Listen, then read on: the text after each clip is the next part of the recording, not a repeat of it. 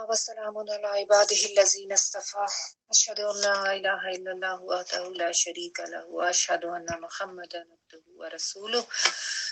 اللهم صل على محمد وعلى آل محمد كما صليت على إبراهيم وعلى آل إبراهيم إنك حميد مجيد اللهم بارك على محمد وعلى آل محمد كما باركت على إبراهيم وعلى آل إبراهيم إنك حميد مجيد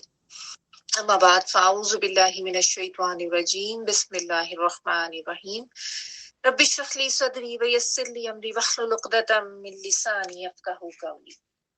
اللہم فقہنا فی الدین آمین یا رب العالمین۔ آج ہم نے سورۃ الاعراف آیت نمبر 171 سے آنورڈز کرنا ہے۔ لاسٹ ویک جو ہم نے آیات کی تھی اس میں ہم نے یہ پڑھا کہ حضرت موسیٰ علیہ السلام اور ان کی قوم کے اوپر اللہ تعالیٰ نے صحرا میں کس قسم کی فضل و کرم کیا، کس طرح کا انعام ان کے اوپر کیا۔ سب سے پہلے تو یہ بتایا گیا کہ ان کی مینجمنٹ کے لیے ان کو 12 قبائل میں تقسیم کیا گیا۔ پھر ان کے پانی کے کمی کے لیے اللہ تعالیٰ نے حضرت موسیٰ علیہ السلام کو یہ کہا کہ چٹان پر اپنا عصا مارو، تو انہوں نے ویسا ہی کیا اور اس سے 12 ہی چشمے پھوٹ پڑے، جس کی وجہ سے ان کا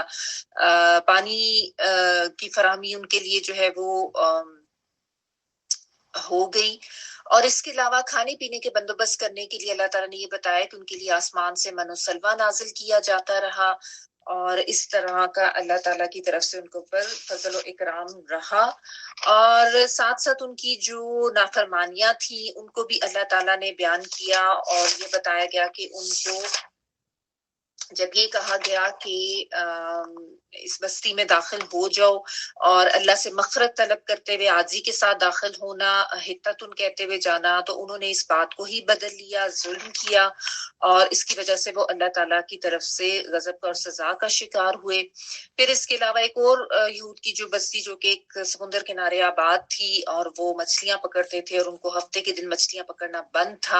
منع تھا، اور انہوں نے اس پر بھی نافرمانی کی اور اللہ کے اس حکم میں بھی ہیلا سازی کر کے اور مچھلیاں ہفتے کے دن پکڑنے کا طریقہ نکالا۔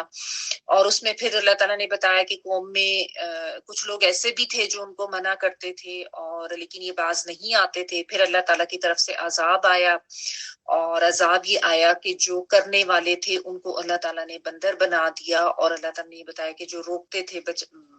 بچنے کا کہتے تھے ایسے اللہ تعالیٰ کی نافرمانی سے، ان لوگوں کو اللہ تعالیٰ نے بچا دیا۔ اور اس میں کچھ مفسرین کی آراء مختلف بھی ہیں، جو میں نے آپ کو بتایا کہ وہ کہتے ہیں کہ کچھ ایسے بھی تھے جو کرتے بھی نہیں تھے اور منع بھی نہیں کرتے تھے، اور پھر مفسرین کچھ کا یہ خیال ہے کہ صرف جو منع کرنے والے تھے ان کو بچایا گیا، اور کچھ یہ کہتے ہیں کہ نہیں، صرف جو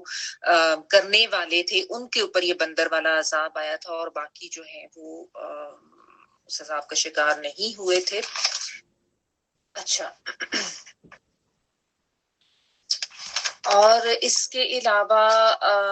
یہ بھی بتایا گیا اللہ تعالیٰ کی طرف سے کہ اللہ تعالیٰ نے ان کو یہ خبر دی تھی، ان کو یہ بتایا گیا تھا کہ تم پر قیامت کے دن تک اللہ کی طرف سے اب تمہاری نافرمانیوں کے عوض و تمہارے اپنی جانوں پر ظلم کرنے کے عوض کچھ کسی نہ کسی طرح کا عذاب مسلط ہوتا رہے گا، کیونکہ اللہ تعالیٰ تو سریع العقاب ہے، اور ان کی تاریخ ایسی ہی ہے یہود کی کہ ان کے ساتھ ہمیشہ اسی طرح کے معاملات رہے۔ کبھی دوسری قومیں ان کے اوپر قابض نہیں، کبھی یہ غلام بنائے گئے، ان کی قتل و غارت بھی ان کی ہوتی رہی، اور ہیکل بھی مسمار کیا گیا، یہ ان کے واقعات رہے۔ اور پھر اللہ تعالیٰ نے ساتھ یہ بھی بتایا کہ ان کی نافرمانیوں کی وجہ سے ایک اللہ کی سزا، اللہ کی طرف سے عذاب ان کے اوپر فرقہ واریت کی صورت میں بھی ہوا، کہ اللہ تعالیٰ نے ان کو ٹکڑے ٹکڑے کر دیا زمین میں مختلف گروہوں کی شکل میں، لیکن ساتھ میں جو ان میں سے صالحین اور نیک تھے ان کی بھی اللہ تعالیٰ نے تعریف کی، کیونکہ ہر دور میں ہر قوم میں نیک لوگ بھی رہے ہیں، کہ کچھ ان میں سے صالحین بھی تھے اور کچھ جو ہے وہ نافرمان تھے، اور اللہ تعالیٰ نے ان کو اچھے برے ہر طرح کے حالات سے آزمایا۔ اور پھر یہ بھی اللہ تعالیٰ نے بتایا کہ ان کے بعد ایسے ناخلف، ایسے نااہل وارث ہوئے جنہوں نے کتاب کو بیچ دیا، اور کتاب کے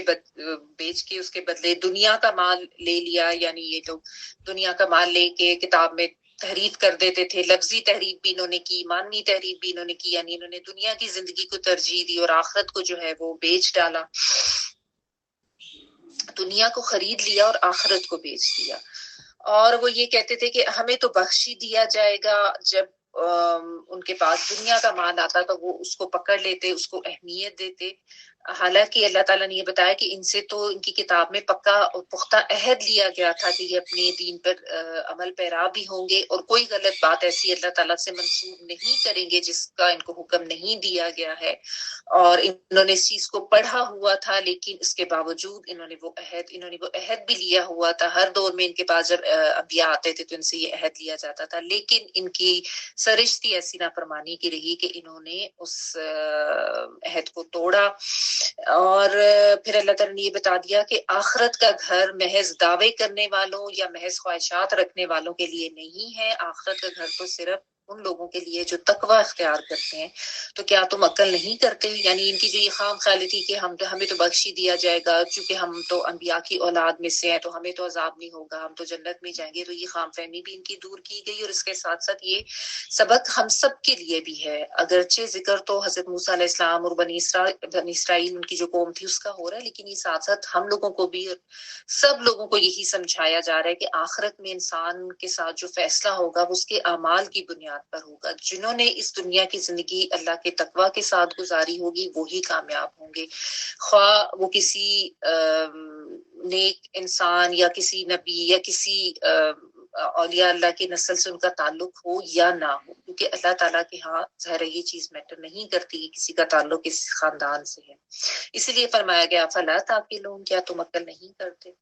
اور پھر جو لاسٹ آیت ہم نے کی تھی وہ بھی بہت امپورٹنٹ تھی، جس میں یہ بتایا گیا کہ جو لوگ امساک بالکتاب کرتے ہیں، یعنی اللہ تعالیٰ کے کلام، اللہ تعالیٰ کی کتاب کو مضبوطی سے پکڑ لیتے ہیں اور اس کے ساتھ اقامت الصلاۃ کا بھی اہتمام کرتے ہیں، تو وہ لوگ کامیاب ہیں. اور ایسے لوگوں کو اللہ تعالیٰ نے یہ کہا کہ ایسے لوگوں کا اجر اللہ تعالیٰ ضائع نہیں کرتے. تو یعنی اقامت الصلاۃ جو ہے وہ آپ یہ کہہ لیں کہ تمسک بالکتاب کی ایک اہم نشانی ہے کہ جس کا تعلق یعنی کتاب سے ہوتا ہے وہ، اور کتاب سے تمسک یا امساک یا کتاب کو مضبوطی سے پکڑنے کا مطلب یہی ہے کہ اس کو سمجھ کے پڑھنا، اس کے احکامات پر عمل کرنا صحیح طریقے سے، اور اس کو آگے بھی پہنچانے کا جس طریقے سے جتنا بھی بندوبست ہو سکتا ہے وہ کرنا. یعنی اپنی زندگیاں جو ہے وہ اللہ تعالیٰ کے احکامات کے مطابق گزارنا. اور اس میں پھر جو سب سے بنیادی ایک حکم ہے وہ اللہ تعالیٰ کے لیے اس کی عبادت کے لیے نماز پڑھنا. یہ تو ظاہر اللہ کے دین کا کم سے کم تقاضا ہے، یعنی بیسک ہے بالکل کہ نماز قائم کی جائے، اقامت صلاۃ کی جائے. اور یہی اللہ تعالیٰ نے کہا کہ جو کتاب کو مضبوطی سے تھامتے ہیں وہی اقامت صلاۃ کرتے ہیں. ٹھیک ہے نا. اور اقامت صلاۃ بھی جو ہے یہ بھی نماز پڑھنا نہیں آتا، اس میں نماز قائم کرنا آتا ہے جس کی مختلف شرائط ہوتی ہیں. ٹھیک ہے نا. ان شرائط کے تحت. اور ایسے لوگوں کے بارے میں اللہ تعالیٰ نے کہا کہ ایسے لوگ جو ہیں وہ اصلاح کرنے والے ہیں، اپنی بھی اور ارد گرد کے دوسرے لوگوں کی بھی، معاشرے کی بھی. تو ایسے لوگوں کو اللہ تعالیٰ ان کے اجر پورے پورے عطا کریں. یہاں تک ہم نے پڑھا تھا. آگے سے آیت نمبر 171 پڑھی ہوں. وَإِذْ نَتَقْنَا الْجَبَلَ فَوْقَهُمْ كَأَنَّهُ ظُلَّةٌ وَظَنُّوا أَنَّهُ وَاقِعٌ بِهِمْ خُذُوا مَا آتَيْنَاكُمْ بِقُوَّةٍ وَاذْكُرُوا مَا فِيهِ لَعَلَّكُمْ تَتَّقُونَ. اور وہ وقت بھی جب ہم نے پہاڑ کو ہلا کر ان پر اس طرح چھا دیا تھا کہ گویا وہ چھتری ہے، اور یہ گمان کر رہے تھے کہ وہ ان پر آ پڑے گا. اور اس وقت ہم نے ان سے کہا تھا کہ جو کتاب ہم تمہیں دے رہے ہیں اسے مضبوطی کے ساتھ پکڑ لو اور جو کچھ اس میں لکھا ہے اسے یاد رکھو. توقع ہے کہ تم غلط کاموں سے بچو گے یا تم تقوی اختیار کرو گے. وَإِذْ اور جب از کا آتا ہے ورڈ، اس کا مطلب یہی ہوتا ہے کہ ان کو وہ وقت بھی یاد ہونا چاہیے، یا وہ وقت بھی ان کو یاد کراؤ، یا تم یہ والا وقت بھی یاد کرو. نتقنا ہم نے اٹھایا، نون جو ہے آتین والا نون تا اور قاف ہی ورڈ ہے جس کا مطلب ہوتا ہے اٹھانا. اور نتق جو ہے یہ ایسے اٹھانا، یعنی جیسے اٹھانا نہیں بلکہ جیسے جیسے آپ فرض کریں کوئی کیل لگی ہو نا کسی لکڑی میں یا دیوار میں اور آپ نے اس کو نکالنا ہو، تو جو ایسے ہلا ہلا کے جھٹکے دے دے کے کسی چیز کو نکالا جاتا ہے نا،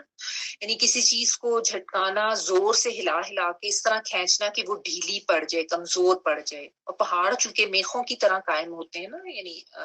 زمین میں، تو ان کو ایسے ہلا کے اس کو نکالا ہے. جیسے زمین میں اگر پودا آپ نے لگایا اور پودا آپ نے نکالا ہو، یا کوئی جیسا جڑی بوٹیاں، تو اس کی جڑ کو کمزور کرنے کے لیے اس کو ایسے ہلا کے نکالا جاتا ہے نا، یہ چیز ہوتی ہے نتق. اور نون الف نا جو ہے وہ ہم کے لیے آ رہا ہے. تو نتقنا ہم نے اکھیڑ نکالا یا ہلا کر نکالا، الجبل پہاڑ کو، فوقہم اوپر ان کے، فوقہ اوپر کے لیے آتا ہے، کا انہو، کا جو ہے وہ مانند یا مثل، انا بے شک، وہ جیسا کہ یا گویا کہ بے شک وہ، ذلتن، زوئیں لام، لام جو ہے یہ چھتری یا سائبان یا سایہ کرنے والی چیز کے لیے آتا ہے، بادلوں کے لیے بھی آتا ہے کہ وہ بھی سایہ کرتے ہیں. ایک سائبان ہے، و اور ظنو انہوں نے سمجھ لیا، زوئیں نون نون، گمان کر لینا، زن کر لینا، اور انہوں نے سمجھا، انا بے شک ہو وہ، واقع ہونے والا ہے، واو قاف عین، یعنی ان کے اوپر آ جائے گا یا ان کے اوپر گرنے والا ہے، بہم ان پر، واقع بہم ان کے اوپر گرنے والا ہے، یہ اس معنی میں. خذو امر کا صیغہ ہے، پکڑ لو، اخذا سے حمزہ خازال روٹ ورڈ ہے، ماں جو، آتیناکم دیا ہم نے تم کو، حمزہ تا یا روٹ ورڈ ہے، نون الف نا ہم کے لیے ہے، اور کم تم سب کو، بقوتن ساتھ قوت کے، مضبوطی سے، قاف واو واو روٹ ورڈ ہوتا ہے، اور بازر بھی ساتھ کے معنوں میں ہے. وذکرو اور یاد کرو، ذکر کرو، ذکر یاد دہانی کے لیے بھی آتا ہے، نصیحت کے لیے بھی آتا ہے، یہاں پہ یاد دہانی کے معنی میں ہے. اور یاد کرو ماں جو فی ہی اس میں ہے، لعلکم تاکہ تم، تتقون تم متقی بن جاؤ، تم تقوی اختیار کرو. شروع میں ایک تا جو ہے وہ تم کے معنوں میں، اور دوسرا تقوی والا ہے، واو قاف یا روٹ ورڈ ہوتا ہے. اچھا، یہاں پہ پھر ابھی حضرت موسیٰ علیہ السلام اور ان کی قوم کا ہی ذکر ہے، اور ان سے جو ایک عہد لیا گیا تھا اس عہد کا ذکر یہاں پہ کیا جا رہا ہے. اور وہ عہد اس طریقے سے تھا کہ ان کے اوپر پہاڑ کو اس کی جگہ سے اکھیڑ کے، ہلا ہلا کے اس پہاڑ کو اس کی جگہ سے اکھیڑا گیا، اور پھر لا کے ان کے سروں کے اوپر اس کو معلق کر دیا گیا تھا ہوا میں. اور پھر ان سے یہ کہا گیا تھا کہ پکڑو جو کچھ بھی تمہیں اللہ تعالیٰ کی طرف سے دیا گیا ہے، یعنی جو شریعت، جو تورات تمہیں دی گئی ہے، اس کے احکامات پر مضبوطی سے کاربند ہو جاؤ، اور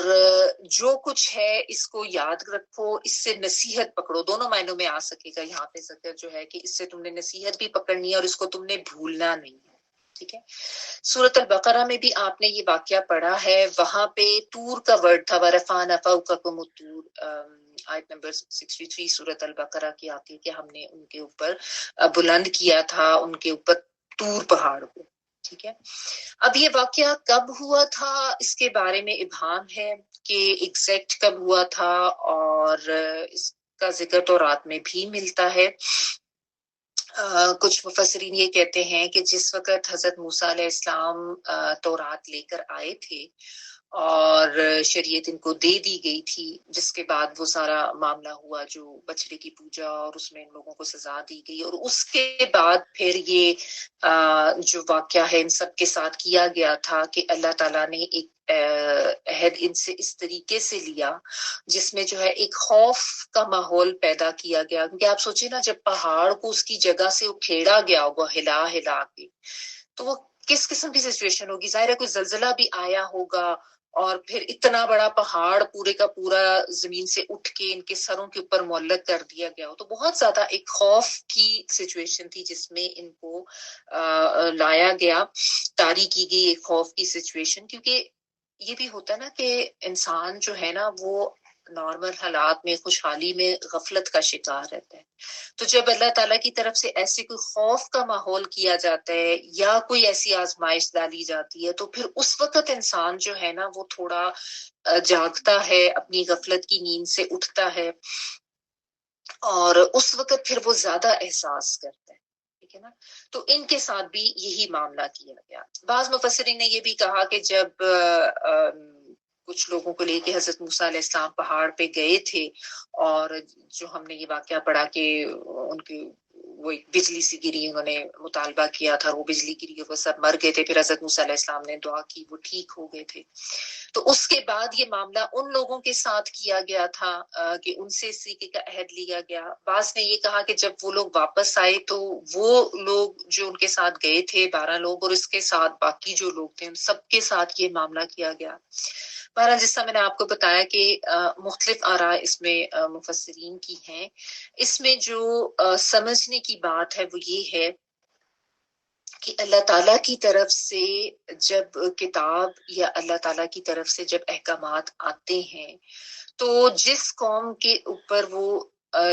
کتاب جو ہے جس قوم کو دی جاتی ہے، جن کو حاملین بنایا جاتا ہے کتاب کا اور اللہ تعالیٰ کے احکامات کا، ان کے اوپر پھر ایک طرح سے آپ کہہ لیں کہ یہ ایک عہد ہو جاتا ہے ان سے کہ انہوں نے اس کتاب کو خود بھی مضبوطی سے پکڑنا ہے تاکہ وہ ایک تقویٰ کی زندگی گزارے، مضبوطی سے پکڑنے میں اس کو سمجھنا، پڑھنا، اپنے عمل میں لانا، اس کو آگے پہنچانا. ٹھیک ہے. اور یہ معاملہ صرف ان کے ساتھ نہیں تھا بنی اسرائیل کے ساتھ، اور ان کو یہ نہیں کہا گیا تھا کہ اگر تم نے تقویٰ اختیار کرنا ہے تو تم اس کو اچھی طرح سے سمجھ لو، اس کی نصیحتیں پکڑو اور اس کو یاد رکھو اور اس کو مضبوطی سے پکڑو. یہ معاملہ ظاہر ہے آج امت مسلمہ کو اگر اللہ تعالیٰ یہ پڑھا رہے ہیں ہماری کتاب میں بھی یہ بات، تو اس کا مطلب یہی ہے کہ ہمیں بھی یہ سمجھایا جا رہا ہے کہ ہمارے ہاتھوں میں جو یہ کتاب دی گئی ہے تو ہم سب بھی ایک انڈر اوتھ ہیں، یعنی ایک طرح کا ایک آپ کہہ لیں کہ عہد ہمارے ساتھ بھی لیا گیا ہے. یعنی محض یہ کہہ دینا کہ الحمدللہ اللہ کا بڑا احسان ہے کہ ہم مسلمان ہیں اور بس بری و ذمہ ہو جانا، یہ کافی نہیں ہے. امت مسلمہ پہ پھر کچھ ذمہ داری بھی آتی ہے کہ جب وہ ان کو یہ کتاب دی گئی، ان کو نبی کی امت بنایا گیا، تو اب اس کتاب کے ساتھ انہوں نے کرنا کیا ہے؟ کیا یہ کہ بس اس کو غلافوں میں سمیٹ کے رکھ دیں اوپر اور بس اتارا اور چوما، اور پھر کبھی کبھار کو بھی سورہ یاسین پڑھ لی یا کبھی کوئی سورت پڑھ لی اور اس کو رکھ دیا، یا کبھی کبھار رمضان اس کو کھولا اور رکھ دیا؟ ایسا نہیں ہے. ایک کتاب جب دی جاتی ہے نا تو وہ ایک طرح کا انسان ایک عہد میں بن جاتا ہے کہ اب اس نے اللہ تعالیٰ کے احکامات جو اس کے ہاتھوں میں دے دیے گئے ہیں پھر ان پر عمل کرنا ہے، ان کو سمجھنا ہے. یہ چیز ہم سمجھتے نہیں ہے نا. تو وذکروا کا مطلب نصیحت حاصل کرنا بھی ہے اور اس نصیحت کو یاد کرنا بھی ہے. ٹھیک ہے. تو یہ اللہ تعالیٰ نے بتایا کہ یہ معاملہ ان کے ساتھ کیا گیا تھا، ان کو اس طریقے سے ان سے یہ عہد لیا گیا تھا، کیونکہ بعد تک یہ بتایا جا رہا ہے نا کہ یہ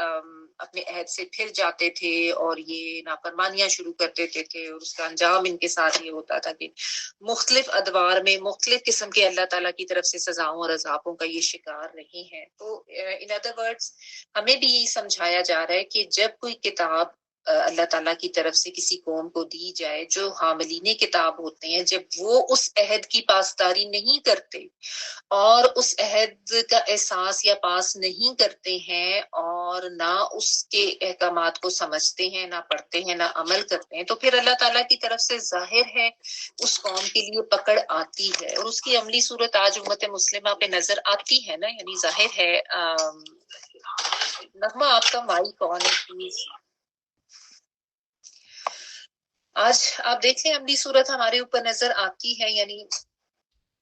امت مسلمہ کا بھی یہی حال ہے، کہاں امساک ہے کتاب کے ساتھ، کہاں اس کو مضبوطی سے پکڑا ہوا ہے، کوئی تعلق ہی نہیں ہے، اپنی اپنی زندگی اپنی اپنی مرضی کی، تھوڑا تھوڑا پڑھ لیا بس، اس کو کتاب کو ہم نے عملیات کی کتاب یا تو بنا ڈالا ہے، یا بس اس سے برکتیں حاصل کرنے کا کام ہم کرتے ہیں، اس سے زیادہ تو نہیں کرتے. تو ظاہر ہے، اور ویسے نام کہ ہم ضرور مسلمان کہلاتے ہیں اور اس پہ بڑا فخر بھی کرتے ہیں، لیکن محض یہ نام کا مسلمان ہونا یا نام کا نبی کی امت میں شامل ہونا کافی نہیں ہے، اور نہ ہی محض یہ چیز انسان کو بچائے. ٹھیک ہے. یہاں پہ آ کے رکوع کمپلیٹ ہو جاتا ہے، اور یہاں پہ حضرت موسیٰ علیہ السلام اور ان کی قوم کا جو قصہ ہے وہ بھی کمپلیٹ ہو جاتا ہے. اور اس میں آپ دیکھیں ہم ابھی تک یعنی یہ ٹوٹل 6 اقوام ہیں جن کے بارے میں ہم نے پڑھا کہ ان کے پاس انبیاء بھیجے گئے اور وہ کس طریقے سے انہوں نے جو نافرمانیاں کی، اور جس میں سب سے زیادہ لمبا ذکر جو ہے وہ حضرت موسیٰ علیہ السلام اور ان کی قوم کا ہمیں ملتا ہے، جو کہ آج بھی دنیا میں موجود ہے. ان کی کتاب بھی اور قوم بھی، اور کتاب تو ظاہر ہے بہت ہی بگڑی ہوئی شکل میں ہے. اور کچھ یہود کے اپنے گروہ میں منقسم ہو گئے، اور کچھ نے اپنے آپ کو نصارہ کہہ ڈالا ہے، تو بنی اسرائیل ہی. اور ان کے جو حالات رہے وہ امت مسلمہ بھی آج انہی حالات کا شکار ہے، اسی طرح کی نافرمانیاں کرتی ہے اور اسی طرح کا ظلم اپنی جانوں پہ کرتی ہے. اسی لیے ان کا ذکر جو ہے وہ بار بار قرآن میں آتا ہے، ہمیں سمجھانے کے لیے کہ ہم اپنے اوپر غور کریں. آگے دیکھیں جہاں پہ اب یہ بنی اسرائیل سے لیے جانے والے ایک میثاق کا ذکر ہے نا، تو وہاں پہ تمام بنی نوع انسان سے جو ایک عہد لیا گیا تھا، ساتھ ہی اللہ تعالیٰ نے اس کا بھی ذکر کر دیا. آیت نمبر 172، وَإِذْ أَخَذَ رَبُّكَ مِن بَنِي آدَمَ مِن ظُهُورِهِمْ ذُرِّيَّتَهُمْ وَأَشْهَدَهُمْ عَلَىٰ أَنفُسِهِمْ أَلَسْتُ بِرَبِّكُمْ قَالُوا بَلَىٰ شَهِدْنَا أَن تَقُولُوا يَوْمَ الْقِيَامَةِ إِنَّا كُنَّا عَنْ هَٰذَا غَافِلِينَ. اور جب یعنی ان کو وہ وقت یاد دلاؤ جب وہ تمہارے رب نے بنی آدم کی پشتوں سے ان کی نسل کو نکالا تھا اور انہیں خود ان کے اوپر گواہ بناتے ہوئے پوچھا تھا، کیا میں تمہارا رب نہیں ہوں؟ انہوں نے کہا تھا، یقیناً آپ ہمارے رب ہیں، ہم اس پر گواہی دیتے ہیں. یہ ہم نے اس لیے کیا کہ کہیں تم قیامت کے روز یہ نہ کہہ بیٹھو کہ ہم اس بات سے بے خبر تھے. اور جب یعنی وہ وقت یاد کرو جب، یا وقت یاد دلاؤ ان کو جب یہ معاملہ ہوا تھا. کیا ہوا تھا؟ اخذا لیا گیا تھا، نکالا کے معنوں میں آتا ہے، لیکن عہد کا ذکر ہے تو عہد لیا جاتا ہے، یہی روٹ ورڈ ہے. لیا تھا رب کا، تیرے رب نے، یعنی نبی صلی اللہ علیہ وآلہ وسلم کو کہا جو ہے وہ ان کو مخاطب کر کے کہا جا رہا ہے. من سے بنی آدمہ، بنی آدم یعنی آدم کی ساری جو اولاد تھی،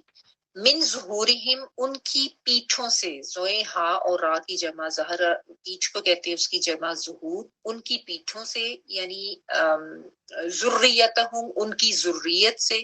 پیٹھوں پشتوں سے ان کی ذریت کو اس سے مراد یہ ہے کہ جس طرح ایک انسان پھر اس کے پیچھے اس کی پشتوں سے اس کی اولاد نکلی، اس طرح ہم کہتے ہیں نا اس کی پشت یا اس کی سلبی اولاد یا اس کی ذریت آگے جو اولاد کی اولاد چل رہی ہوتی ہے، ایک کے پیچھے دوسرا ایک کے بعد ایک. اور ذریت جو ہے زال را بھی اس کا روٹ ورڈ ہوتا ہے جو کہ پھیلانے کے معنوں میں آتا ہے، جیسے ذرے جو ہیں وہ پھیلائے جاتے ہیں. اور ذر جو ہے یہ چھوٹی چونٹیوں کے لیے بھی آتا ہے، وہ بھی پھیل جاتی ہیں. بعض نے اس کا روٹ ورڈ زال را اور حمزہ بھی بتایا جو پیدا کرنے کے معنوں میں ہوتا ہے. ٹھیک ہے. ذریتہم ان کی، من ظہورہم ان کی پیٹھوں سے، ذریتہم ان کی ذریت کو یا ان کی اولادوں کو، اور اشہدہم گواہ بنایا ان کو، شین ہا دال شہادت، علی اوپر، انفسہم انہی کے نفسوں کے، یعنی ان کے نفسوں کے اوپر ان کو خود گواہ بنایا تھا. الست بربکم، کیا نہیں ہوں میں، کیا لستو جو ہے نا یہ لیسا سے ہے نہیں، اور تاپش تو جو ہے وہ فل تاپش جو ہے وہ میں کے لیے آتی ہے. بے ربکم تمہارا رب، یہاں پہ باز عربی کا ترجمہ اس طریقے سے نہیں ہوگا. الستو بے ربکم کیا نہیں ہوں میں تمہارا رب. قالو انہوں نے کہا، بلا کیوں نہیں، شہدنا گواہی دی ہم نے، شین ہا دال شہادت دی، نون لکھنا ہم کے لیے آ رہا ہے، ان کے، تقولو تم کہو گے، یوم القیامتی قیامت کے دن، انا بے شک ہم، کننا ہم تھے، ان ہاذا اس سے، ان سے کے لیے اور ہاذا اس یا یہ، اس سے، غافلین غافل، غین فا اور لا. یہ بڑی مشہور آیت ہے اور اس میں ایک بہت مشہور عہد کا ذکر ہے جس کو عہد الست کہا جاتا ہے، جس سے سبھی واقف ہیں. جس کو مصنف بھی اور شعراء بھی اپنی تصانیف میں اور اپنی شاعری وغیرہ میں بھی اس کو یوز کرتے ہیں. یہ جو عہد الست کی جو ٹرمینالوجی ہے نا وہ اسی آیت سے لی گئی ہے، الستو بربکم. تو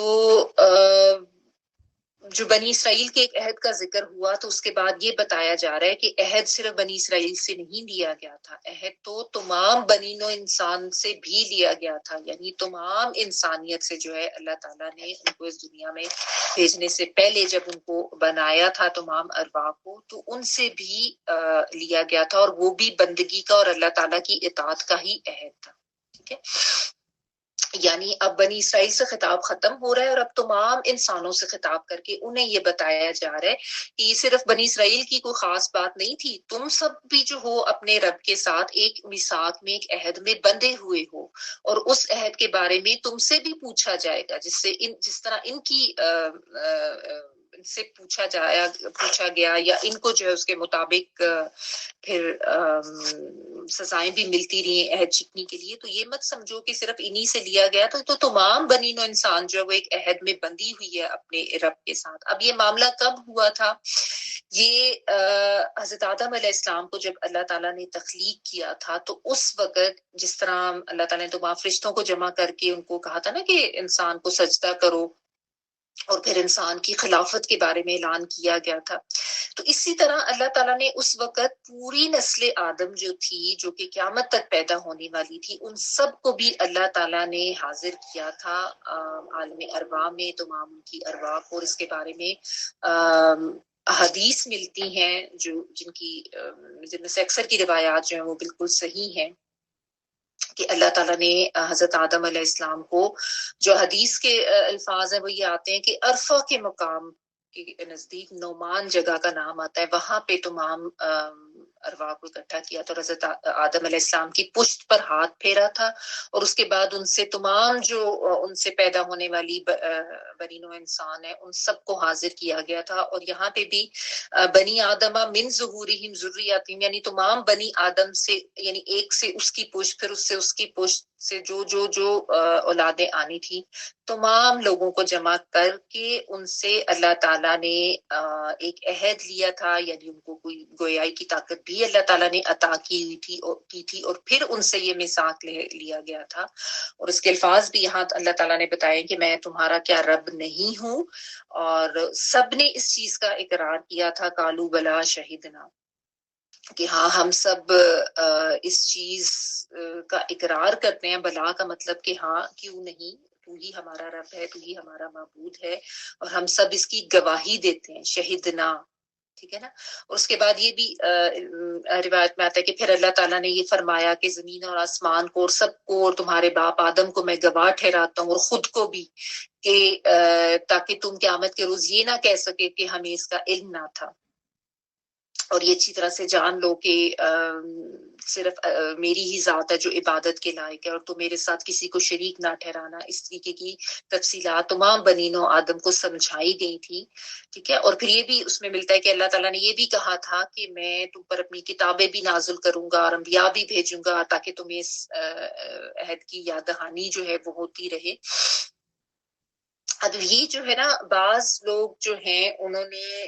اس واقعے کو ایک ایکچوئل واقعے کے طور پہ نہیں مانتے ہیں. وہ کہتے ہیں کہ نہیں، ایسا کچھ نہیں ہوا تھا، اور یہ بس اللہ تعالیٰ نے ایک تمثیلی انداز میں یہ بیان کیا ہے کہ انسان کے اندر یہ شعور، اس کے تحت شعور میں یہ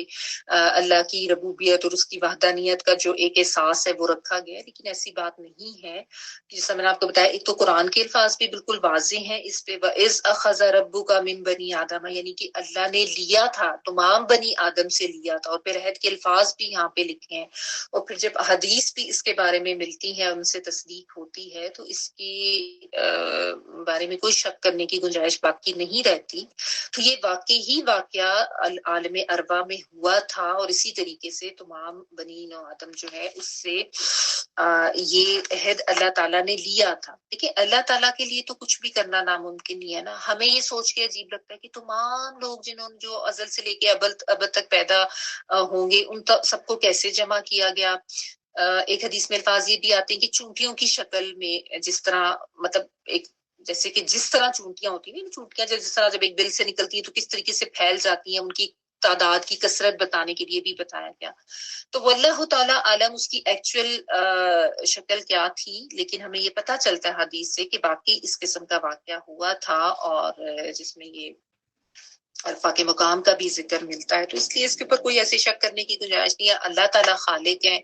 اللہ تعالیٰ مالک ہیں. تو جو خالق ہے وہ اس کے لیے تو کچھ بھی کرنا ناممکن نہیں ہے. تو یہ بہر اللہ تعالیٰ نے اس طریقے سے تمام بنی نوع انسان سے یہ عہد لیا تھا. اور اب یہی بات ایک تو سوال جو کہ اٹھتا ہے کہ ہمیں پھر یہ عہد یاد کیوں نہیں ہے، یہ کیوں ہماری میموری سے، ہماری یادداشت سے اس عہد کو جو ہے وہ ختم کر دیا گیا، ہماری میموری میں اس کو کیوں نہیں رکھا گیا. تو دیکھیں ایک تو سیدھی سی بات یہ کہ میموری میں نہ ہونا کسی چیز کے نہ ہونے کی نشانی نہیں ہے. ہمیں تو اپنی پیدائش بھی نہیں یاد نا کہ ہم جب پیدا ہوئے تھے کیا کرتے تھے، کس جگہ پہ تھے. کیونکہ پیدائش کے آپ آج سے 2 سال پہلے کے بارے میں بھی سوچیں کہ آج کے دن، ابھی آج جو تاریخ ہے، اس تاریخ میں ہم پچھلے سال کہاں بیٹھے تھے، کیا کر رہے تھے، تو وہ اتنا کسی کو نہیں یاد ہوگا unless and until کہ کوئی خاص واقعہ ہوا ہو، کسی کی شادی ہوئی ہو یا کوئی خاص اور واقعہ. ادروائز تو نہیں یاد ہوتا کہ ہم آج سے 25 دن پہلے بھی یا 10 دن پہلے بھی اس ٹائم پہ کس وقت کہاں بیٹھے کیا کر رہے تھے. تو یہ کوئی دلیل نہیں ہو سکتی کسی چیز کے وقوع پذیر نہ ہونے کے لیے. ٹھیک ہے، بہت سی چیزیں ایسی ہیں جو انسان کی کو یاد نہیں ہوتی، لیکن وہ وہی ہوتی ہیں. ہم کہیں پہ پیدا ہوئے تھے، ہم کہیں پہ رہے تھے، اپنا بچپن ہم نے گزارا. بچپن کی بھی بہت سی ایسی یادیں ہیں جو ہمارے، وہ تو اس دنیا کی یادیں ہیں جو ہمارے ذہن میں نہیں ہیں. تو یہ تو واقعہ دنیا میں ہوا ہی نہیں تھا، یہ تو عالم ارواح میں ہوا تھا. ٹھیک ہے، تو یقیناً یہ ہوا تو تھا. یہ نہیں کہنا چاہیے کیونکہ ہمیں یاد نہیں ہے اس لیے اس کا مطلب ہے یہ وقوع پذیر ہی نہیں ہوا تھا. یہ تو دلیل غلط. پھر یہ کہ کیوں یاد نہیں ہے، اللہ تعالیٰ نے ہمارے میموری سے اس کو کیوں واش آؤٹ کیا. تو بات یہ ہے کہ یہی تو امتحان ہے انسان کا. اللہ تعالیٰ نے انسان کو اس دنیا میں امتحان کے لیے پیدا کیا نا. یہ دنیا تو دارالامتحان ہے اور آخرت دارالجزا ہے. اگر یہ سارا عہد میموری میں رہتا تو پھر ٹیسٹ کہاں تھا، پھر امتحان کہاں تھا. یہی تو انسان کا امتحان ہے کہ اللہ تعالیٰ نے یہ عہد لیا، اس کے بعد اب انسان کو جب اس دنیا میں بھیجا تو وہ ایگزیکٹ میموری کے طور پر تو انسان کو یاد نہیں ہے کہ ہاں میں اس وقت وہاں پہ کھڑا تھا اور میں نے یہ عہد لیا تھا. لیکن یہ عہد اللہ تعالیٰ نے انسان کے تحت شعور میں، یعنی جو انسان کا سب کانشیس ہوتا ہے، وہاں پہ یہ عہد اللہ تعالیٰ نے رکھا ہوا ہے. اور اس کو آپ یہ بھی کہہ سکتے ہیں کہ انسان کی فطرت میں اللہ تعالیٰ نے یہ ودیت کیا ہے. اب انسان اگر اپنی فطرت کو مسخ کر دیتا ہے یا فطرت کی اس آواز کو نہیں سنتا ہے تو یہی تو اس کا امتحان ہے اور یہی اس کا اپنا غلط عمل ہے. ورنہ اللہ تعالیٰ نے نہ صرف یہ کہ یہ عہد لیا تھا، اس کو انسان کی فطرت میں ڈالا کہ انسان فطری طور پر اس چیز کو محسوس کرتا ہے کہ وہ کسی نہ کسی بڑی طاقت کے زیر اثر ہے، کسی بڑی طاقت یا کسی طاقت کو اپنے سے بڑا مان کے اس کے آگے جھکنا اور اپنے آپ کو کمزور سمجھنا یا اپنے لیے کسی بڑی طاقت کی ضرورت کو محسوس کرنا، یہ ہر انسان کی سرشت میں ہے. یعنی اللہ تعالیٰ نے جو اپنا وجود یا رب کے وجود کا جو احساس ہے نا، وہ ہر ایک کے اندر رکھا ہے، اپنی پہچان کرا کے اس دنیا میں بھیجا ہے. ٹھیک ہے نا. اب دیکھیں اسی لیے جو لوگ غلط طرف جاتے ہیں وہ بھی کوئی بت بنا کے اس کو پوج رہا ہے، تو کوئی کسی سورج چاند تارے کو بڑی طاقت سمجھ کے اس کے آگے جھک رہا ہے. اور ایون آپ دیکھیں جو یہ موویز وغیرہ بھی بنائی جاتی ہیں، اس میں ایک سپر نیچرل پاور، ایک بہت ہی طاقتور کسی ہستی کو جو ہے ضرور دکھایا جاتا ہے. کوئی سپر مین ہوگا تو کوئی بیٹ مین ہوگا، کوئی اس طرح کی کوئی ہیوج کوئی بڑی سی طاقت جو انسان کی مدد کرنے کے لیے آ جاتی ہے، یا انسان کو یہ ضرورت محسوس ہوتی ہے کہ میں تو کمزور ہوں اور مجھے اب سپر مین آئے گا اور وہ بچائے گا. ایک یعنی آخر یہ کانسیپٹ کہاں سے آیا؟ جنرل مثال صرف اس لیے دے رہی ہوں کہ سمجھنے کے لیے کہ انسان کے اندر نا یہ ایک چیز ہے کہ میں کمزور ہوں، مجھے کسی کی مدد کی ضرورت ہے، مجھے کسی طاقت کی ضرورت ہے. اب ہوتا یہ ہے کہ اللہ تعالیٰ نے تو ہر انسان کو فطرت پہ پیدا کیا، جیسا نبی صلی اللہ علیہ وسلم کی حدیث ہے کہ اللہ تعالیٰ نے ہر بچہ جو ہے وہ فطرت پر ہی پیدا ہوتا ہے، اور اس کے بعد اس کے والدین جو ہیں وہ اس کو یہودی یا مجوسی بنا دیتے ہیں. ٹھیک ہے، یعنی دیگر مذاہب جو ہیں اس کی جو انڈرسٹینڈنگ دی جاتی ہے وہ تو اس کے والدین کی طرف سے اس کی دی جاتی ہے، ورنہ اللہ تعالیٰ نے تو ہر انسان کو فطرت پر ہی پیدا کیا، اور یہ فطرت کا تقاضا ہے کہ رب کی پہچان اندر رکھی گئی ہے. اب انسان کا امتحان یہ ہے کہ وہ اس کو پہچانتا ہے یا اپنے اندر سے آنے والی اس آواز کو جو ہے وہ نظر انداز کرتا ہے. اور جتنے بھی جو نان مسلمس ہوتے ہیں، ایسا نہیں ہے کہ ان کے اندر یہ شعور کبھی جاگتا نہیں ہے یا ان کو یہ احساس ہوتا نہیں ہے. اسی لیے تو بہت سے لوگ ہوتے ہیں جو پہچان بھی لیتے ہیں اس آواز کو، اور اس آواز کے پیچھے وہ تلاش میں جاتے ہیں، اور پھر وہ جو اصل حقیقت ہے وہ اس کو پا لیتے ہیں، چاہے وہ کسی کرسچن گھرانے سے ہوں یا جیوز کے گھرانے سے ہوں یا مشرکین میں سے کسی میں سے بھی ہوں. جس کے اندر جو اپنی اس اندر سے آنے والی آواز کے اوپر غور کرتا ہے اور اس کے لیے وہ کوئی ایفرٹ کرتا ہے اور ہدایت کا طلبگار ہوتا ہے، تو اللہ تعالیٰ اس کو ہدایت دے دیتے. بس ایک چھوٹی سی ایفرٹ انسان سے ریکوائرڈ ہوتی ہے. ٹھیک ہے نا. اور جو نہیں ہوتا اس میں تو پھر بہت سے مسلمان گھرانوں میں پیدا ہونے والے بھی جو ہیں وہ دین سے ہٹ جاتے ہیں یا انکاری ہو جاتے ہیں اور گمراہی کی طرف چلے جاتے ہیں. تو انسان کا امتحان ہی یہی ہے نا،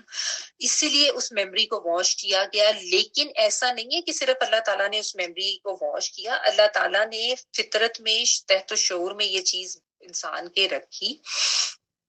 اور اس کے ساتھ ساتھ انسان کی گائیڈنس کے لیے ساتھ ساتھ اللہ تعالیٰ نے بندوبست کیا. ہر دور میں انسان جہاں جہاں اللہ تعالیٰ نے پیدا کیے وہاں ان کو گائیڈ کرنے کے لیے اللہ تعالیٰ نے اپنے بندے بھیجے، انبیاء کی صورت میں، رسولوں کی صورت میں، جو آتے تھے. ان کے پاس اللہ تعالیٰ کے احکامات ہوتے تھے، وہ اللہ تعالیٰ کے احکامات کو آ کے لوگوں کو بتاتے تھے اور ان کو ساتھ ساتھ سمجھاتے تھے. اب آپ دیکھیں اس عہد کا جو ذکر کیا گیا ہے، ان 6 قوموں کا ذکر کر کے کہ ان کے پاس یہ انبیاء بھیجے گئے اور ان کے ساتھ ان کے نبی ان کو سمجھاتے، عہد لیتے، ان کو بار بار وارن کرتے آخرت کے دن سے بھی، اور اللہ کی وحدانیت کا بتاتے، شرک سے ان کو روکتے. یہ ساری چیزیں بھی ہم پڑھ کے آئے ہیں. اس کے بعد اس عہد کا ذکر کیا، تو یہ تو صرف ان 6 قوموں کا ذکر ہے جو آپ کہہ لیں کہ نون یا ہمیں اس میں ملتی ہیں. لیکن اللہ تعالیٰ نے تو اس دنیا میں ہر جگہ پہ جہاں جہاں انسانوں کو پیدا کیا وہاں پہ اپنے پیغمبر اور انبیاء بھیجے، بہت زیادہ تعداد میں. ٹھیک ہے، لاکھوں کی تعداد میں تھے، اور اس لیے ہی بھیجے گئے کہ اس عہد کی پاسداری کرائی جائے. اس عہد کو لے کر انسان کو تحقیق کر کے اللہ نے اس دنیا میں ایسے چھوڑ نہیں دیا. اللہ تعالیٰ نے بہت سے اسباب ایسے بنائے ہیں کہ انسان جو ہے ذرا سے بھی اس کو ایک آپ کہہ لیں کہ وہ ایک تحریک سی مل جائے یا ایک ذرا سی بھی وہ اپنی ایفرٹ کرے اور اس کو اس طریقے کی گائیڈنس مل جائے تو انسان جو ہے وہ حقیقت کو پا لیتا ہے، سمجھ لیتا ہے.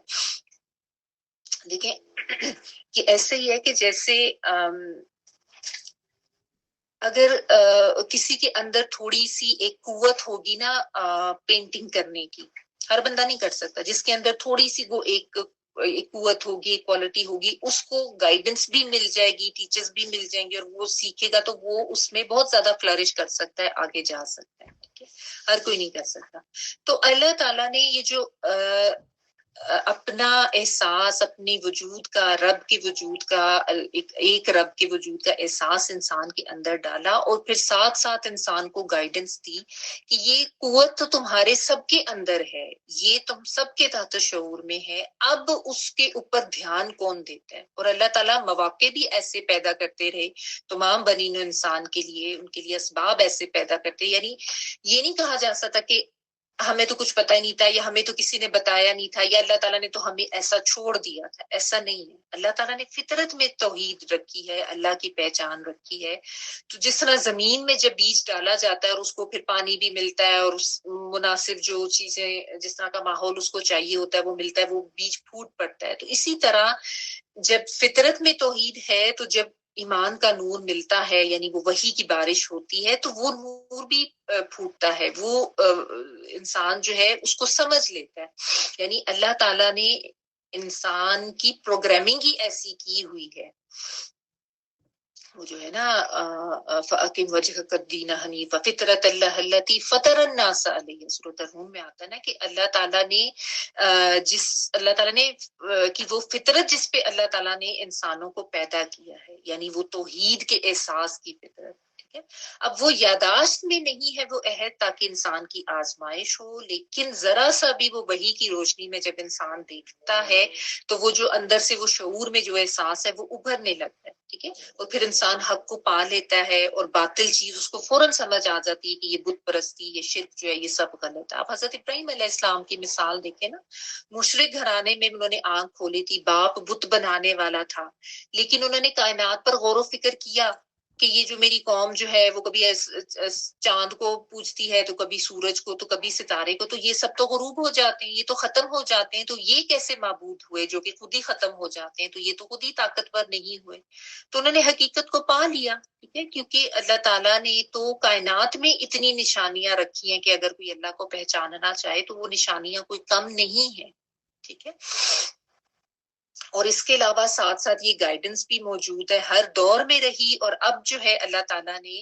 اس قرآن مجید کو چونکہ ہر دور کے آگے آنے والے ہر دور کی ہر نسل، ہر قوم، ہر انسان کے لیے اس کو باقی رکھا ہے، اور اس کے ساتھ ساتھ اب بھی بہت سے ایسے لوگوں کا بندوبست اللہ تعالیٰ کرتے رہتے ہیں جو اس اللہ تعالیٰ کے اس احکام کو آگے پہنچاتے رہتے ہیں۔ اب تو آپ دیکھیں جو سوشل میڈیا کے دور میں کہاں کہاں نہیں اس کی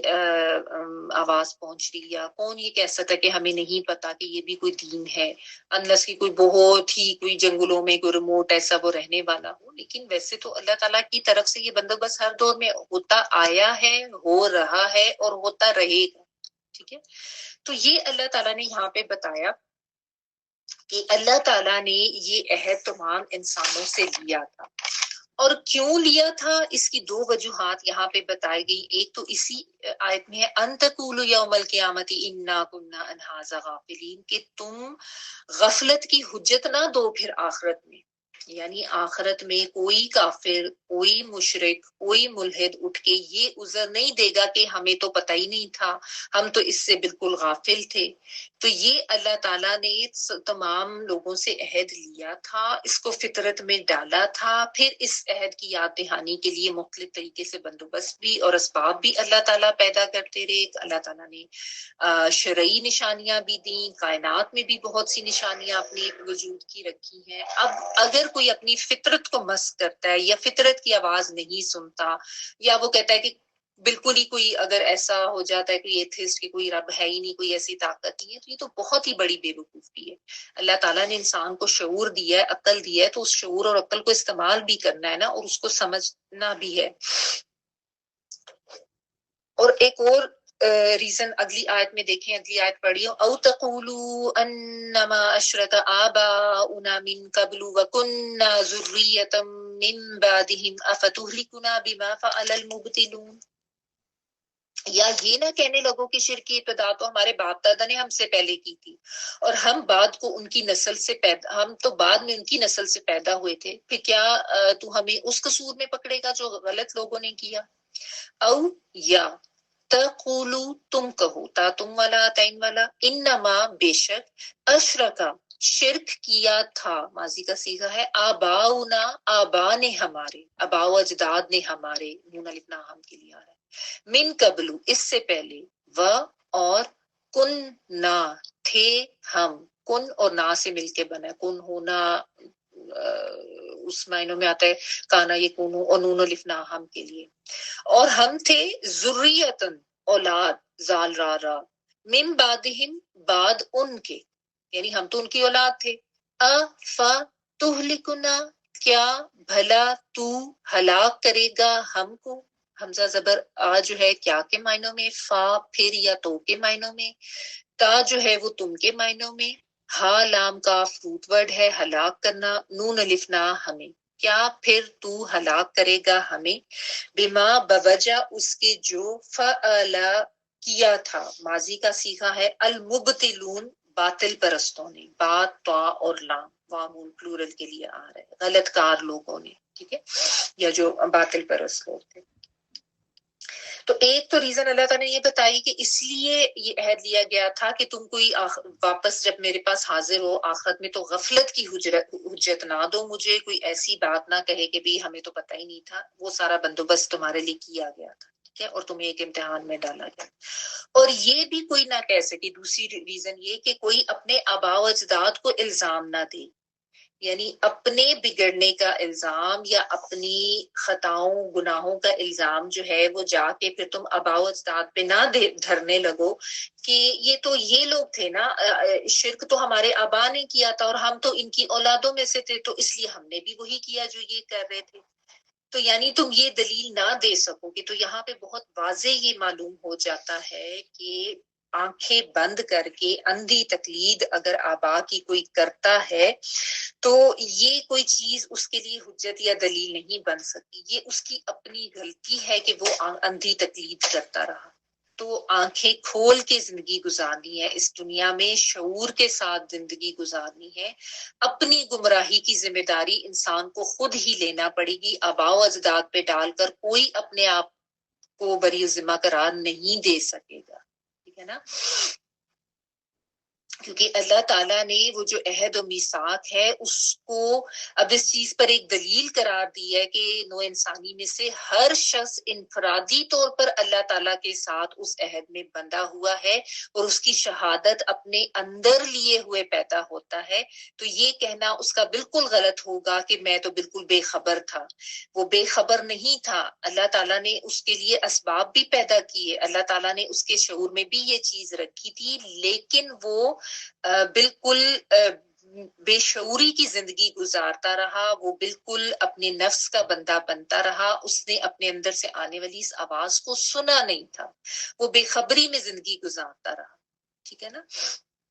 اس لیے اس کے ساتھ یہ ہوا۔ تو کوئی یہ نہیں کہہ سکتا کہ میں تو اپنے آباء و اجداد کی پیروی کر رہا تھا، تو انسان کو تو کہیں بھی یہ نہیں کہا گیا کہ تم نے اپنے آباء و اجداد کی پیروی کرنی۔ ہر دور میں ہر سمجھانے والے ہر نبی نے یہی سمجھایا کہ اللہ کی طرف سے جو احکامات آئے ہیں ان کی پیروی کرنی ہے، ان کے اوپر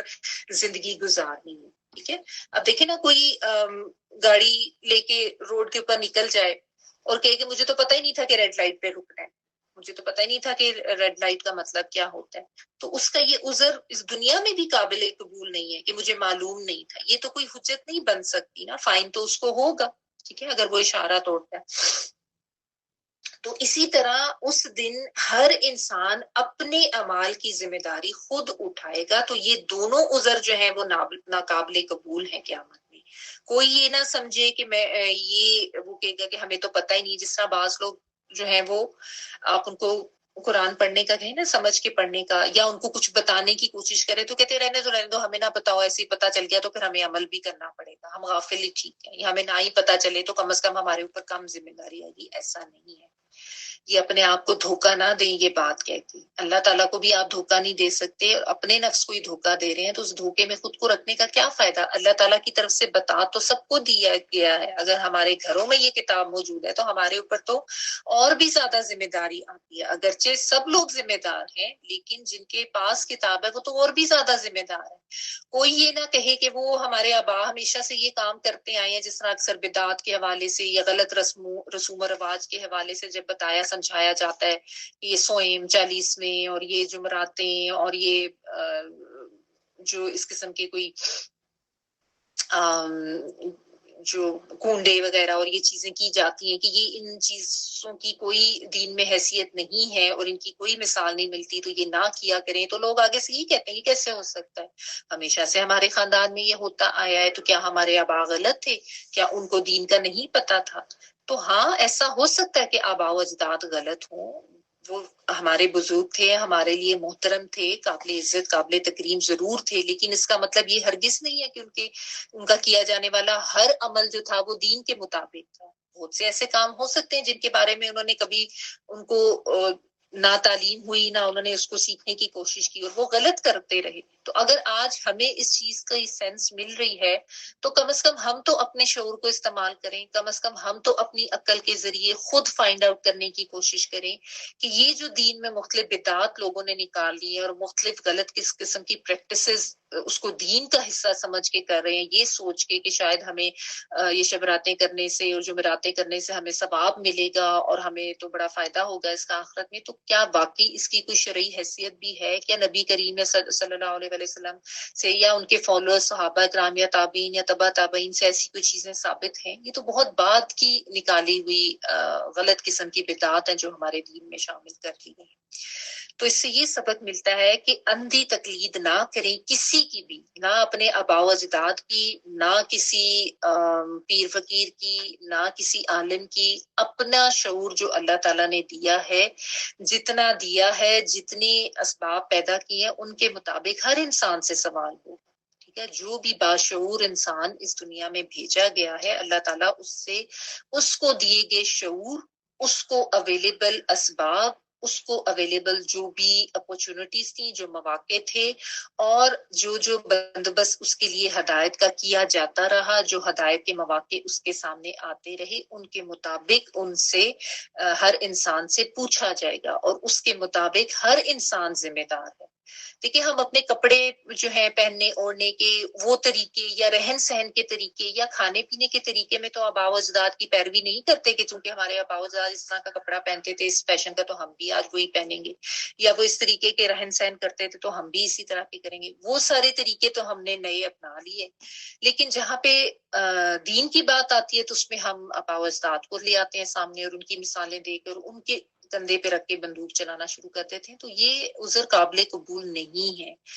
جو بھی ذرا سمجھ کے قرآن کو پڑھ لینا تو اس کے اوپر یہ ساری حقیقت واضح ہو جاتی ہے، اور یہاں پہ تو اللہ تعالیٰ نے ہمیں تو کسی نے بتایا ہی نہیں تھا، تو اس لیے یہ کہنا کہ رہنے دو، ہم نہیں پڑھتے، ہم نہیں سمجھتے، ایسے ہی پڑھ لیا تو عمل کرنا پڑے گا، یہ بھی دلیل غلط ہے۔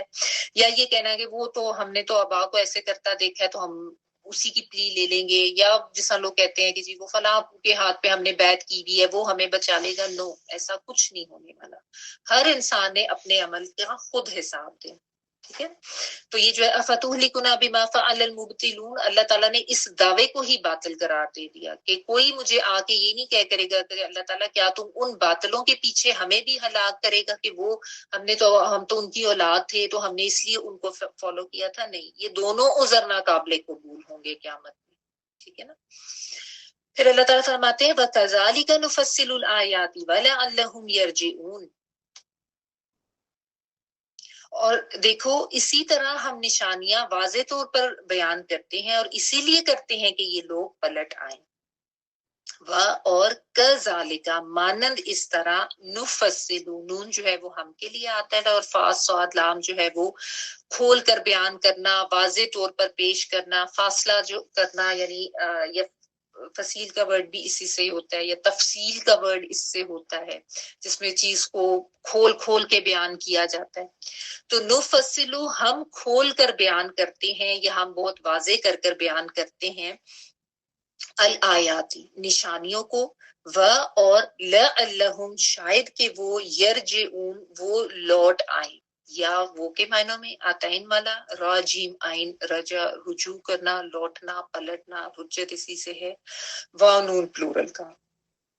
تو اللہ تعالیٰ نے بتا دیا کہ اس طرح سے ہم اپنی نشانیوں کو، اپنی آیات کو کھول کھول کر واضح طور پر لوگوں کے اوپر پیش کرتے ہیں تاکہ وہ کسی طریقے سے ان غلط کاریوں سے باز آ جائیں، وہ شرک کو چھوڑ دیں، وہ توحید کی طرف پلٹ آئیں۔ یعنی اللہ تعالیٰ نے کونی نشانیاں بھی بھیج دیں، شرعی نشانیاں بھی بھیج دیں، تمام اسباب بھی پیدا کر دیے انسانوں کے لیے، ان کے ساتھ ان کے ایک عہد جو لیا گیا تھا عالم ارواح میں، عالم بالا میں، وہاں سے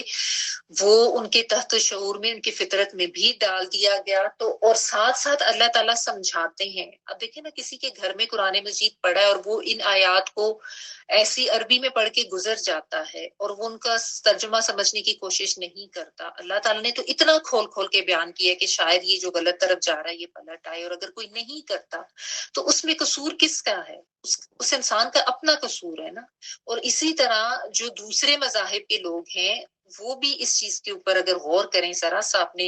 شعور کی آواز کو سنیں، تو وہ بھی اللہ تعالیٰ کی حقیقت کو پا سکتے ہیں، پہچان سکتے ہیں۔ بندوبست تو اللہ تعالیٰ نے ہر دور میں ہر ایک کے لیے کیا ہے۔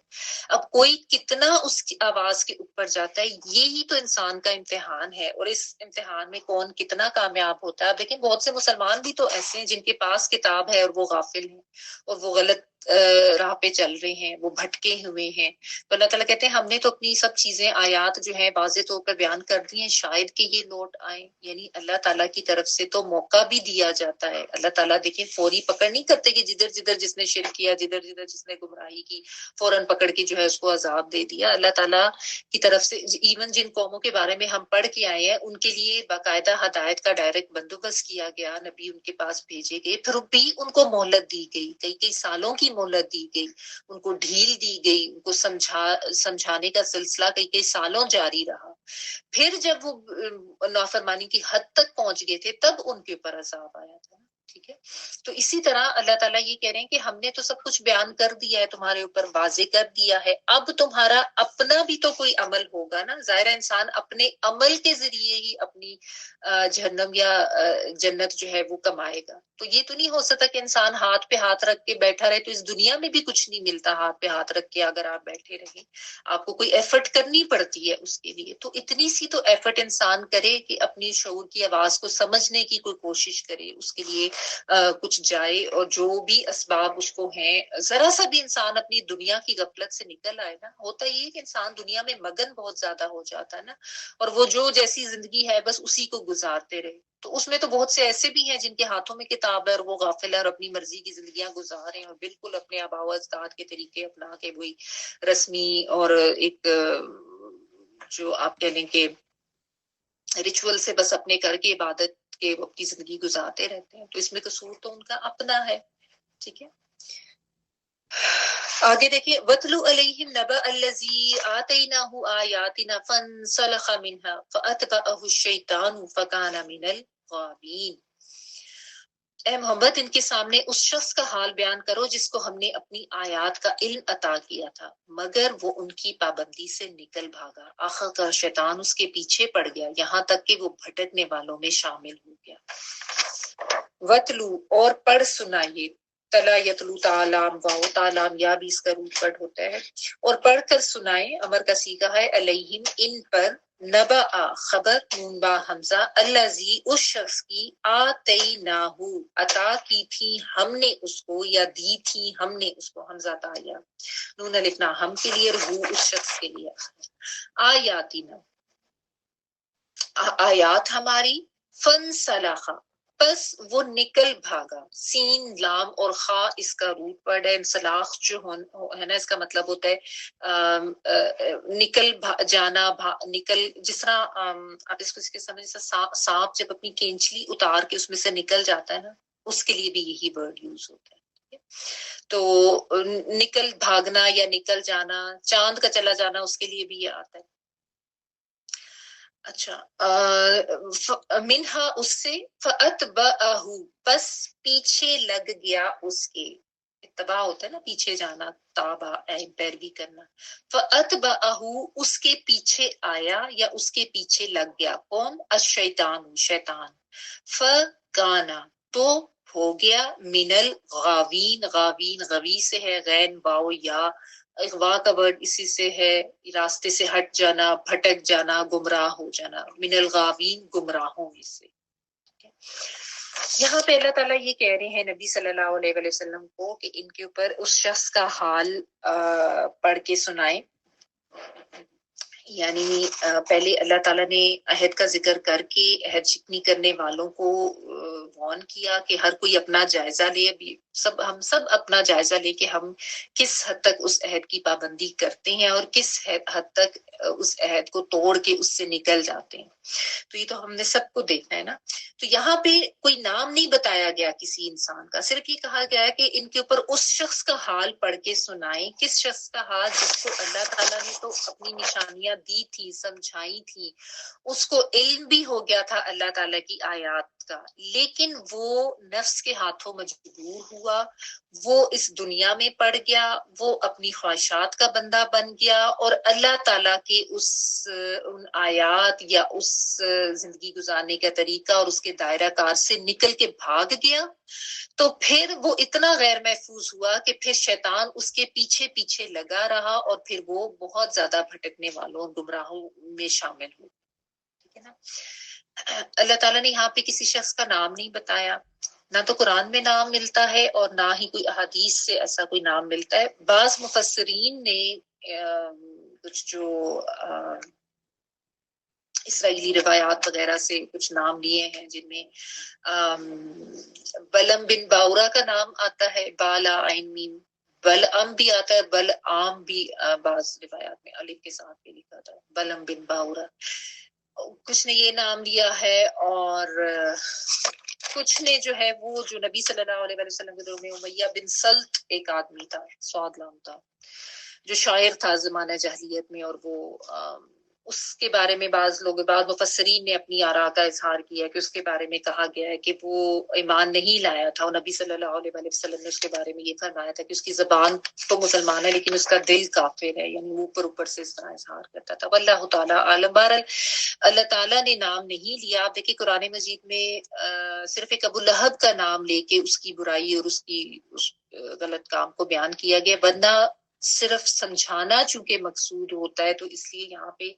صرف جو اس کا غلط عمل تھا اس کو یہاں پہ بیان کیا گیا. اور کیوں بیان کیا گیا؟ تاکہ ہر انسان جو ہے اس سے سبق سیکھے، اس مثال سے جو ہے وہ فائدہ حاصل کرے کہ اس نے اس سے سبق لے کے سیکھنا یہ ہے، فائدہ یہ حاصل کرنا ہے کہ اس نے یہ والی حرکت نہیں کرنی جو اس انسان نے کی تھی. یعنی مقصد ہماری اصلاح ہے کہ ہم عبرت پکڑے کہ کہیں ہم بھی تو ایسے نہیں ہیں، خدا نخواستہ ایسا تو نہیں ہے کہ ایسا شخص جس کو اللہ تعالیٰ نے آیات دی، اس کو اللہ تعالیٰ کی آیات کا علم ہوا، یعنی اس کے ارد گرد ایک نور ہوا، ایک روشنی ہوئی. جیسا میں نے آپ کو بتایا وہ بلم بن باورا کے بارے میں آتا ہے کہ اس کو کتاب کا علم بھی تھا. بنی اسرائیل کا کوئی بندہ بتایا جاتا ہے جو ان کی روایات میں، اور بعض نے یہ بھی کہا ان کی روایات میں یہ بھی آتا ہے کہ وہ مستجاب الدعوات تھا، یعنی دعا قبول کر ہو جاتی تھی اس کی، تو اس کو کہا گیا حضرت موسیٰ علیہ السلام کے اگینسٹ دعا کرنے کا، جس میں پہلے جو ہے اس نے انکار کیا اور بعد میں جب اس کو رشوت وغیرہ دی گئی اور دنیا کی بہت سی یعنی ایسی آسائشیں اور غلط چیزیں دی، مطلب غلط اس کو برائب کیا گیا، تو وہ اس بہکاوے میں آ گیا اور اس نے وہ کیا جو کہ اس کے بعد پھر وہ جو ہے وہ سزا کا شکار ہوا. مطلب اس طرح کی بات ہے. بہرحال سمجھنے کی بات اس میں یہ ہے کہ کوئی بھی ایسا انسان جس کے ارد گرد اللہ تعالیٰ نے اپنی کتاب کا، اپنی وحی کا نور تو کیا، اس نے سیکھ لیا، لیکن اس کے بعد پھر وہ اپنے خواہشات کے پیچھے پڑ گیا، اس کو دنیا کی اٹریکشن نظر آ گئی، وہ دنیا میں پڑ گیا، وہ اس لالچ اور اس طمع میں آ گیا، کمزور پڑ گیا، تو پھر کیا ہوا کہ پھر شیطان اس کے پیچھے پیچھے پڑ گیا اور وہ اس کو بہکاتا بہت ہی زیادہ دین سے دور لے گیا. یعنی وہ ایسا پھر گمراہ ہوا، ایسا بھٹکا، شیطان کے ایسے شکنجے میں، بہکاوے میں وہ آیا کہ بالکل ہی بھٹک گیا. یعنی ایک لمحے کی بات ہوتی ہے کہ انسان کس کی بات سنتا ہے. بعض لوگ ایسے ہوتے ہیں، دیکھیں کمزور تو تمام انسان ہیں، غلطیاں خطائیں سب سے ہوتی ہیں، شیطان کے بہکاوے میں کوئی بھی کسی کمزور لمحے میں آ سکتا ہے، لیکن بہک جانے یا پھسل جانے کے بعد اگر کوئی فوراً سے استغفار کر لے، احساس کر لے، شعور اس کو یہ آ جائے کہ میں نے یہ نہیں کرنا ہے، اور وہ واپس پلٹ جائے، تو ایسے شخص کے لیے تو توبہ کا دروازہ تو اللہ تعالیٰ نے ہر ایک کے لیے کھلا رکھا ہے. لیکن کوئی ایسا جس کو سب پتہ بھی چل گیا، اس نے سیکھ بھی لیا، اللہ تعالیٰ نے اس کے لیے یہ بندوبست بھی کیا، یہ تو اللہ تعالیٰ کے ایک فضل اور انعام و اکرام ہے کہ اس کو دین کا علم اللہ تعالیٰ نے دیا، لیکن پھر بھی اس میں آپ کہہ لیں کہ یا تو وہ اخلاص نہیں تھا، یا اس کی نیت اتنی نہیں تھی، یا اس نے اس نعمت کا احساس نہیں کیا، اس کا شکر ادا نہیں، کیونکہ یہ تو بہت بڑی نعمت ہے کہ اللہ تعالیٰ کسی کو اپنے احکامات کی کا علم دے دے، اور اس کو جو ہے وہ دین کا یا کتاب کا علم ہو جائے. اور پھر بھی وہ اس کو چھوڑ چھاڑ دے کہ نہیں میرے سے یہ نہیں ہوتا، اور وہ واپس سے اپنی اسی دنیا کی روش پہ جس پہ وہ پہلے تھا اس پہ آ جائے، پھر ایسے شخص ظاہر ہے وہ اللہ کی حفاظت کے دائرہ کار سے نکل جاتا ہے، پھر وہ خود اپنے آپ کو غیر محفوظ کر لیتا ہے، کیونکہ اللہ کی کتاب اور اللہ تعالیٰ سے ایک مضبوط تعلق رکھنے کا فائدہ یہی ہوتا ہے نا کہ انسان ایک حفاظت کے حصار میں ہوتا ہے، جب تک انسان وہ تمسک بالکتاب والی جو بات ہے نا اس سے جڑ کے رہتا ہے، اس سے ایک اپنا تعلق رکھتا ہے نا، چاہے کچھ بھی ہو،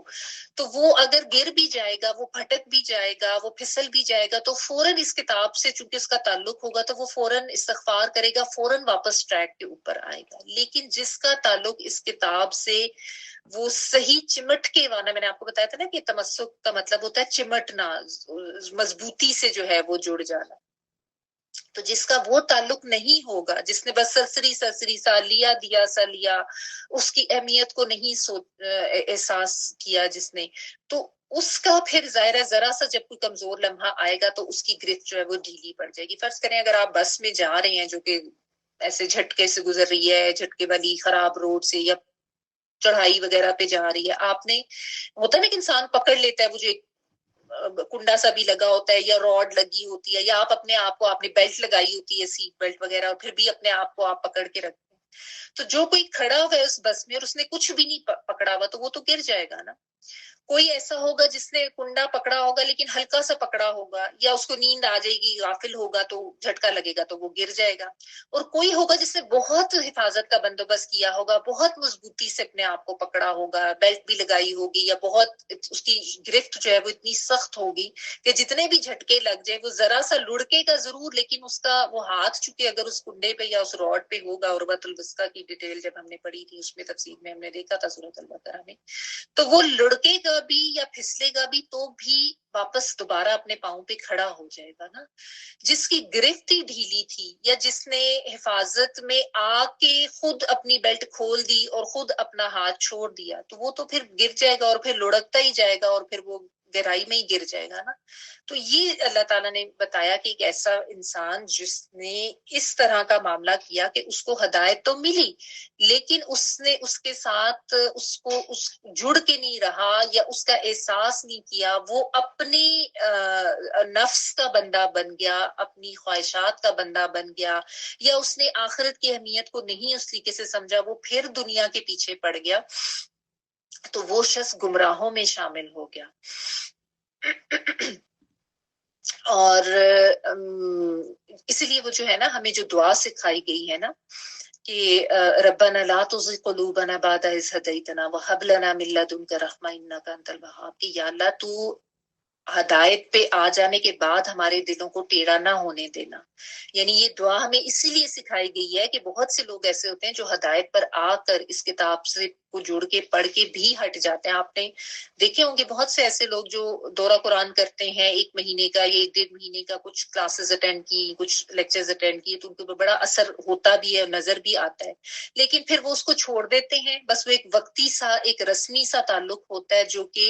آپ کہہ لیں کہ کمزور تعلق ہوتا ہے، مضبوطی سے اس کنڈے کو نہیں پکڑا ہوتا نا، تو پھر آہستہ آہستہ کچھ مہینے گزرتے ہیں، سال 2 سال گزرتے، وہ سارے پھر اپنی اسی ڈگر پہ اسی روش پہ واپس آ جاتے ہیں، دنیا کی رنگینیوں میں، دنیا کی اس میں شیطان کے جو دنیا میں پھیلائے ہوئے ہتھ کنڈے اور جال ہیں ان میں پھنس جاتے ہیں نا۔ تو یہی یہاں پہ سمجھنے کی بات ہے، اللہ تعالیٰ نے نام تو نہیں مینشن کیا لیکن یہ بتایا کہ ایسا شخص پھر گمراہی پہ چلا جاتا ہے کہ جس کو اللہ تعالیٰ نے دین کی نعمت دی، سمجھ بوجھ عطا کی، شعور اس کو تھا، پا بھی اس نے لیا اور سمجھ بھی لیا، لیکن پھر وہ دنیا میں پڑ گیا، پھر وہ خواہشات کا بندہ بن گیا۔ اب ایسے شخص کی مثال اللہ تعالیٰ نے آگے مزید کس طریقے سے دی ہے، اگلی آیت ہم انشاءاللہ کل اس کو کنٹینیو کریں گے، یہاں پہ ظہر کا ٹائم ہو گیا، ابھی میں اس کو یہیں تک رکھتی ہوں، لیکن یہ بہت امپورٹنٹ آیات ہیں تو آپ ان کو مس نہ کریں۔ ابھی ہم یہاں تک بس ان آیات کی تلاوت سن لیتے ہیں۔ جی پلیز تلاوت اگر ان آیات 1 کی بات۔ وَإِذْ نَتَقْنَا الْجَبَلَ فَوْقَهُمْ كَأَنَّهُ ظُلَّةٌ وَظَنُّوا أَنَّهُ وَاقِعٌ بِهِمْ خُذُوا مَا آتَيْنَاكُمْ بقوة واذكروا ما فيه لعلكم تتقون وإذ أخذ ربك من بني آدم من ظهورهم ذريتهم وأشهدهم على أنفسهم ألست بربكم قالوا بلى شهدنا أن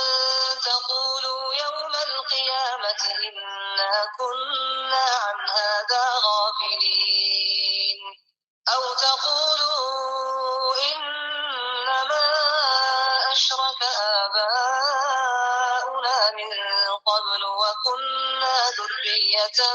من بعدهم أفتهلكنا بما فعل المبطلون وكذلك نفصل الآيات ولعلهم يرجعون واتل عليهم نبأ الذي آتيناه آياتنا فانسلخ منها فأتبعه الشيطان فكان من الغاوين سبحانك اللهم وبحمدك نشهد أن لا إله إلا أنت نستغفرك ونتوب إليك سبحان ربك رب العزة عما يصفون وسلام على المرسلين والحمد لله رب العالمين بارك الله لي ولكم في القرآن العظيم ونفعني وإياكم بالآيات وذكر الحكيم. دعا کر لیجیے.